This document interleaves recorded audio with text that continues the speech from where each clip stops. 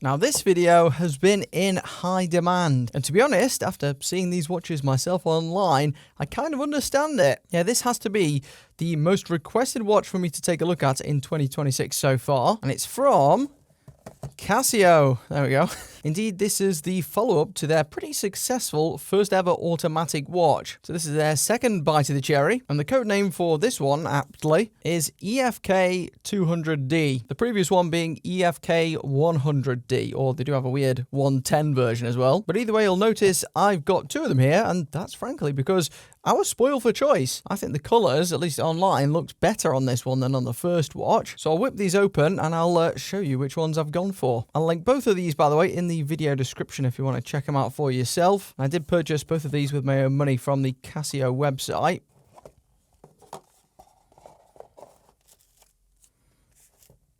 Yes! I'm hoping that this new iteration fixes one or two problems I had with the last one. Right, yes, you can see which ones I went for, and believe me, it was a tough choice. But already getting a very good vibe from these.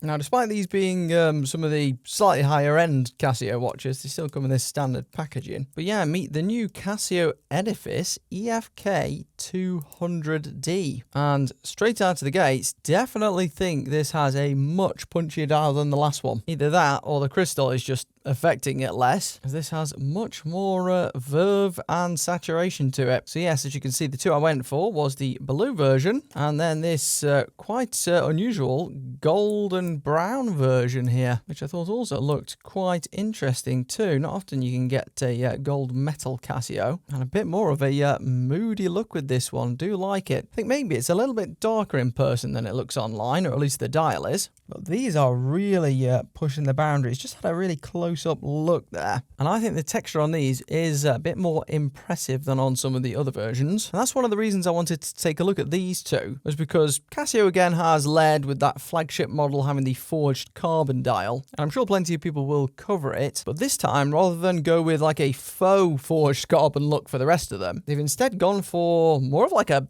Seiko Presagi, almost like Grand Seiko-like texture. Obviously not saying it's done to that same level quite, but this is very impressive. I think these definitely look better straight away than the non-forged carbon ones did last time out. And both of these have got a pretty strong gradient going from bright in the center to slightly darker at the edges, particularly this gold one. And I definitely think these each look higher quality than the previous watch, or at least like more luxurious in a way. I don't think that the finishing is necessarily any better. Finishing still really good on these watches, like with the previous ones. I can tell straight away. I mean, only hesitation really for not pulling the trigger even sooner on these was the case. I just wasn't 100% sure how the case would look in person, because while square on it looks like they've got a round bezel, that isn't actually the case with these. It's more of a lipped bezel in reality, so it's actually a little bit squared off at the corners here. You have this polished undersection kind of protruding through, and then the matte brushed ring at the top. And I'm intrigued to see how that wears on the wrist and how it holds up. But visually, I think it looks great, actually. Again, not expecting this to be a particularly thin watch. Do wonder what movement they've gone for this time round. And indeed, yeah, they have jumped ship from Seiko to Miyota. Looks like another Miyota 8000 series movement in the back of this. Doesn't actually say, but it does say 21 jewels. And I doubt the watch is thin enough to be a Miyota 9000. Not super thin, it's kind of average in that department. But yeah, previous one used a Seiko NH35A, but because of the movement shortages, they've had to look for alternatives, and they've settled on this one. I'll quickly run you through the rest of the specs. Oh, and the movement, I think, is the reason that the date wheel is now positioned here at 3. Not quite as aesthetically pleasing. I do prefer it at the bottom center when possible, but even so, I do think this watch is more attractive. But spec-wise, what have we got? Well, we've got a stainless steel case, that's for sure. Almost certainly 316L stainless steel, and a bit more of a tub-like structure to this one. As you can see, it's certainly not your usual angular finish that you've come to expect from many Casio Edifices. It's got more of like an undulating bezel there, and then it almost has that illusion that it's curving upwards. I don't think it actually is. I think this bottom section is actually straight, but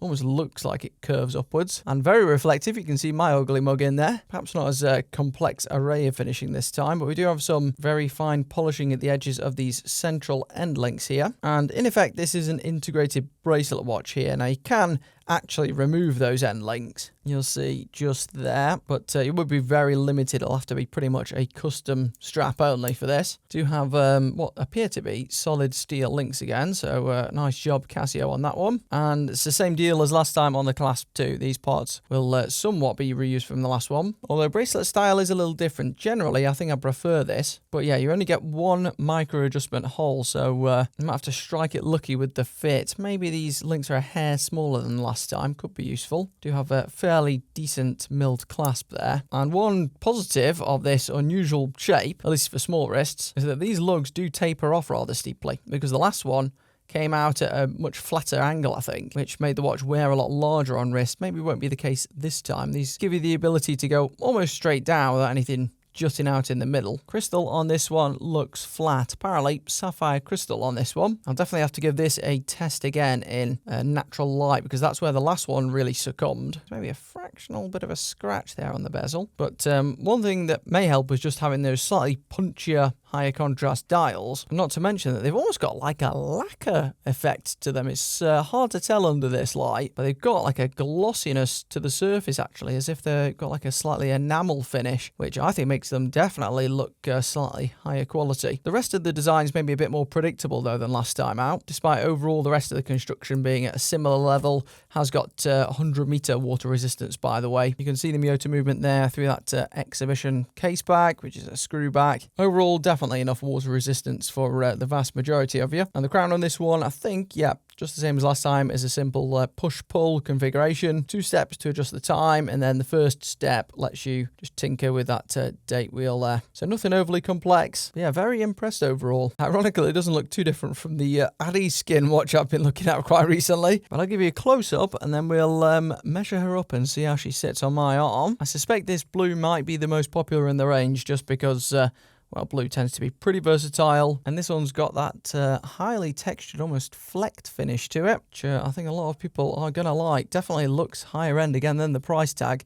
How much did these cost me? $290, so £290. What's that? Probably high 300s in terms of dollars, which definitely looks higher quality than this. This dial is certainly competing, at least at arm's length, with the likes of your Seiko Presages, which tend to cost quite a bit more than that these days. And all the markers and hands look very clean too. Nice shimmer on those markers. And here's a look at the gold one. Almost reminds me of one of the gold Brew watches that I've seen online, especially with that, slightly squared off bezel. And this tone looks very, very similar to one of the watches I've seen from them. I think this is really cool. Really intrigued to see how this wears on the wrist. I don't think I've ever tried anything that looks quite like this. Overall dial texture is actually the same as the other one. Looks like a high-end cigar bar or something, which I think they've executed very, very well. And again, by the way, this one does have the full gold effect here. Still a stainless steel case, I think. Yeah, still stainless steel, just with that gold effect applied to the surface. But it's nice to see that you're not left with silver hardware peeking through, as is sometimes the case on the lower-end Casios. Bracelet looks seamless too. Now, I think this could be one of the watches of the year. Apparently, 38mm this. Definitely looks bigger than that. Maybe it's a bit illusory. So straight across the middle, yeah, I'm getting almost exactly 38mm with a technical lug-to-lug of about 43.5. If you include those end links, which you may have to stick with, 47.5. So that is definitely smaller than the other watch, despite appearances. Thickness, by the way, what have we got? 12mm. So that is also thinner than the standard EFK 100. Not quite as thin as the EFK 110 revision though, but still may wear better, I suspect. Let's give it a go. Just before putting this on, I will say this colour of gold here is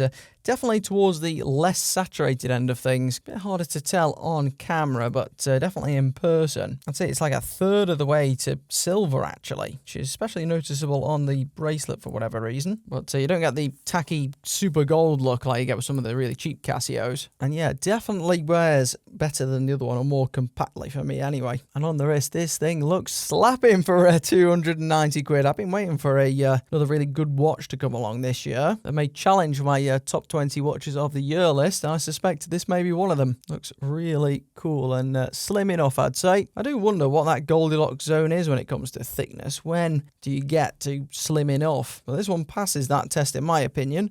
You'll also notice that unlike the other one, those curved down end links, well, they mean I can get away with this watch. Might be a little steep though if you've got a particularly large wrist, so do bear that in mind. But yeah, cracking job on this one. Do always wonder what these watches would look like if they had an actual Casio manufacturing movement in. Probably cost a lot more than 290 quid, but maybe not in the super long run. Yeah, who'd have thought a few years back that you'd be getting Casio watches that look like this? I certainly didn't. But for now, let's try that blue one on. This one's definitely your safer choice of the two. There was a third one that I was really tempted by, and that was the red one. I think in actuality, I preferred the look of the red one over this blue one, but I only got the blue one so that we can do a side-by-side with the blue EFK 100, which I'll do in a second for you, just to compare the execution more directly. But yeah, that red one I thought also looked really cool. They did a much better job this time of choosing the colours. And they actually look exactly like the product imagery, which certainly helps. The other ones were clearly boosted loads in terms of brightness in post-production, whereas these are about as bright as they actually look online. Yeah, really nice job this. Do wonder, have these...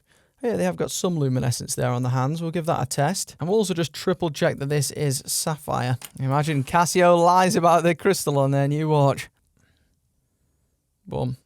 No problems there. Definitely a sapphire crystal. I'll give you really good scratch resistance at the cost of some haziness to the dial. And on that note, where is the Haze King himself? Here we go. This is the EFK 100. So this was their first attempt at an automatic watch, and in many ways set a pretty high standard. Pretty decent watch in its own right, and maybe a bit more original actually than this one on the left. I think certainly had more potential and maybe had a more sophisticated vibe to it. But as you can see, it just lacked any sort of pop. It was really dim, especially in comparison to this one. And it didn't look nearly as bright as in all the online imagery, which is a shame. And that wasn't helped by the crystal. Very, very hazy crystal on this one on the right. And it could just be the colour. This new one certainly looks more legible. It's brighter overall. But it is nice to see, despite the fact that they're both standard analog watches, two pretty radically different concepts here from Casio. Might sound similar on paper, but they actually look very different indeed. So I've just taken a quick look at them side by side in natural light, and